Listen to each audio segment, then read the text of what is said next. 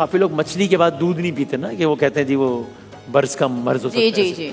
काफी लोगों का मैंने कलेजी के बारे में भी सुना है कि वो कहते हैं जी कलेजी के बाद भी दूध नहीं पीना चाहिए। वो इसमें कुछ हकीकत है या ऐसे एक ख्याल है? मेडिकली जो बात प्रूव्ड है ना, वो स्किन के असरात के लिए प्रूव नहीं है। अच्छा। उसमें ये होता है कि जब भी हम किसी पेशेंट को रिकमेंड करते हैं, उसमें खून की भी कमी है और उसको हम कैल्शियम सप्लीमेंट्स भी देते हैं। दूध में क्या होता है, कैल्शियम होता है ना, तो कभी भी आयरन और कैल्शियम को, ये बात लोगों को समझने की बहुत ज़रूरत है कि आयरन और कैल्शियम सप्लीमेंट साथ नहीं दिए जाते हैं।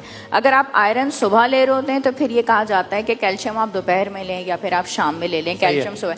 तो दूध में बेसिकली कैल्शियम होता है, ठीक है। ये हम स्किन की वजह से नहीं दे रहे होते, ये डाइजेस्टिव प्रॉब्लम्स की वजह से दे रहे होते हैं। अब कलेजी जो है वो आयरन की एक ज़बरदस्त सोर्स है। अभी मैंने बताया कि जिसमें खून की कमी है उसको, कलेजी का मैंने बताया कि उसको 1 महीने 1 पाव इस्तेमाल करनी है और ज़बरदस्त रिजल्ट आ जाएगा। सही है। उसमें मौजूदा आयरन है। उसके बाद आप दूध पी रहे हैं, दूध के अंदर कैल्शियम है। जब दोनों चीज़ें एक साथ आप इंटेक करेंगे तो वो आपको ब्लोटिंग देंगी, वो आपको गैस्ट्रिक इश्यूज देंगी, वो आपको एब्जॉर्ब, जब आप मकसद ही आपका पूरा नहीं होगा, वो आयरन को कैल्शियम एब्जॉर्ब नहीं होने देगा, तो वो मकसद ख़त्म हो जाएगा।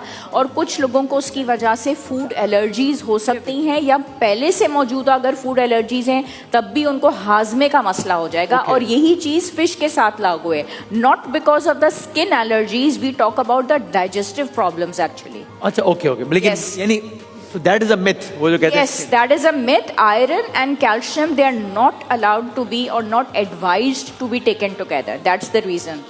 ओके, ठीक है, लेकिन लोग जिस वजह से नहीं लेते हैं कि स्किन पे कुछ होगा, वो गलत है। No, that's not बिल्कुल ठीक है। proven medically. अच्छा, और एक